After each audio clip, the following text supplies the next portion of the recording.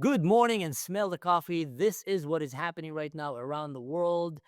In Israel, an Israeli Arab citizen was caught on camera on a bus approaching a female IDF officer and then spitting on her face.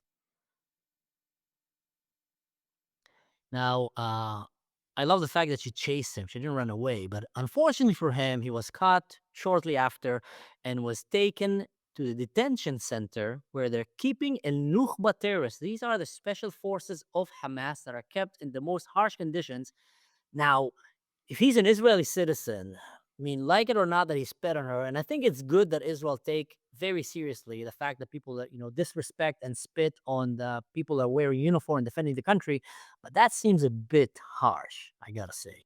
Yeah, definitely harsh. But something to remember is that in by most Western law, spitting on somebody is considered a physical assault. So there's that. Plus, it sends a message. Speaking of I, sending a messages, there's an interesting guy there. the guy's what, like 7 feet tall? He looks like Shrek on uniform. If a guy like that, I mean, look at this. Wow. If a guy like that will put his hand on a jihadist, that jihadist is immediately going to denounce all of his radical beliefs, start saying that I want women to dress as however they want. I love Israel. I love America. And I hate the Houthis. All right, moving on. Staying in the Middle East for now, but we have CNN is reporting that there's an intelligence suggesting Israel is preparing a strike on Iranian nuclear facilities. Now we know this is something that's been considered for a while. There was some months ago there was the leaked attack plan. The U.S. Ultimately backed Israel out of it. But if you notice the words from a few days ago from former ambassador to the UN from Israel, Erdan, he was talking about how Israel ultimately will do what it needs to do. So could there be some increase in potential for that strike to happen? I mean, ultimately, if Iran refuses any kind of deal and is going after the nuke, something does have to be done. That's not something that can be allowed to happen. Yeah, if there's one thing about Israel, they can't trust anyone. If their back is onto the wall, I'm wondering if they're going to initiate an attack without keeping the U.S. on the loop. I mean, we've been seeing right now some tension between the U.S., where America has been doing some things and keeping Israel in the dark. I don't think that Israel will do anything without the U.S. consent, but if they're really pushed to the side, because we've seen if there's one thing, sir, about Iran and the Iranian regime, not the Iranian people, the Iranian regime, is that they lie all the time. You can't trust a word that they're saying. So, wow. Breaking news, a Qatari journalist from Al Jazeera was given permission to go and enter one of Hamas' secret tunnels with the Hamas Mujahideen, and he went and basically aired it to the world. Here he's telling, how ومحاولة تطبيق لسياسة الأرض. fact, I added my translation to it so you guys can see. But I want you to see something. See, this is unique. This never happened. They don't allow anyone to enter these tunnels. Even the people who were in these tunnels, building these tunnels, were all blindfolded and kept underground. Some of them are actually, didn't come out alive because they didn't want to have anyone to see what's happening. So for Hamas coming to these measures where they choose to allow a reporter to enter these tunnels is insane. What's the reason behind it? I have some speculations. I think because they're losing the grip and the support over the Gazans and the Arab world, and they want to show some kind of solidarity. Qatar is basically the landlord for these tunnels.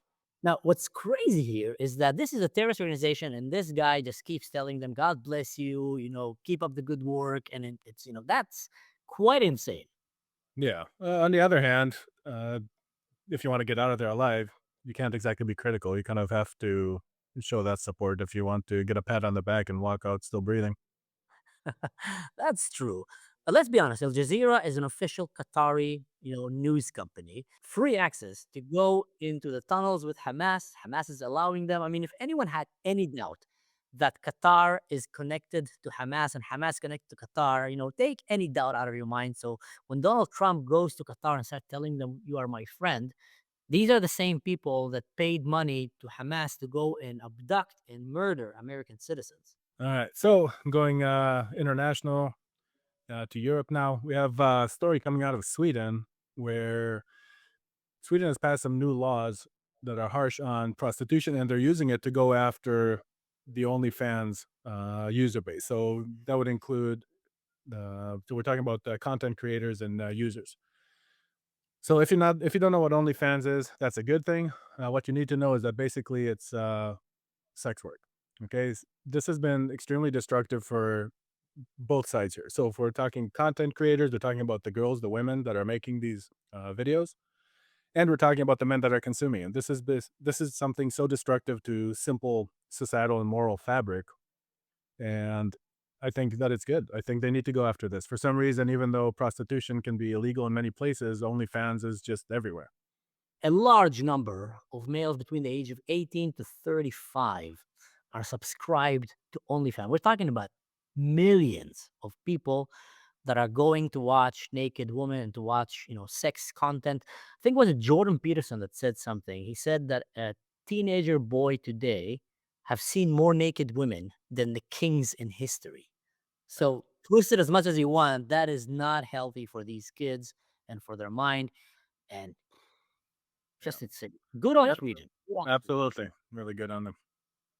Boots on the ground in Syria. My relatives and the people that I've been talking to have been telling me that the war is far from being over. The situation in Syria is not calming down. Mainstream media is trying to make you believe that things are getting better there. But my relatives and my sources are telling me that they're still under siege.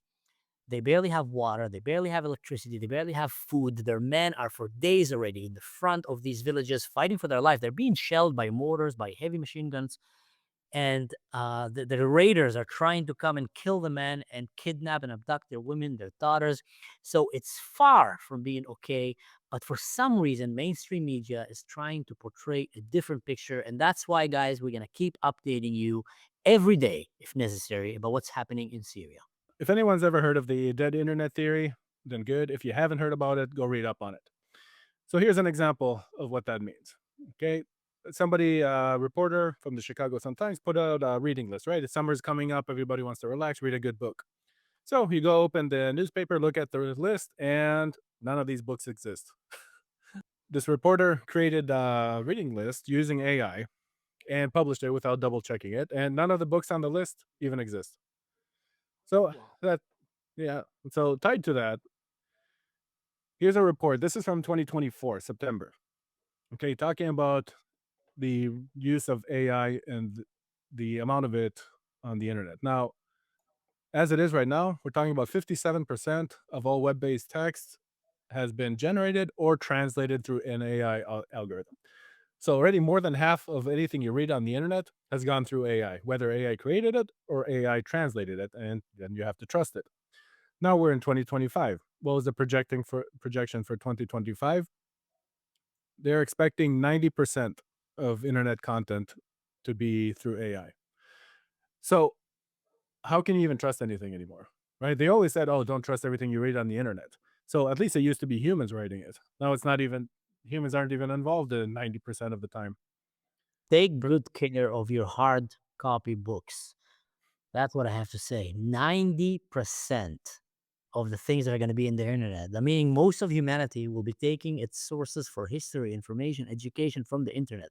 Undoubtedly, that's what's going to be the future. And 90% of it is going to be made up by intelligent beings like ChatGPT. And we all know that ChatGPT bluffs a lot. I mean, I've seen it with my own eyes. He's trying to bluff me almost every day. Wow.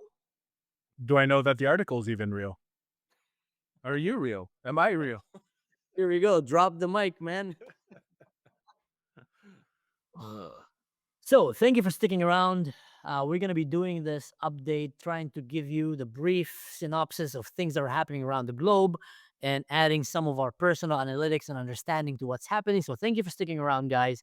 And yeah, see you next time.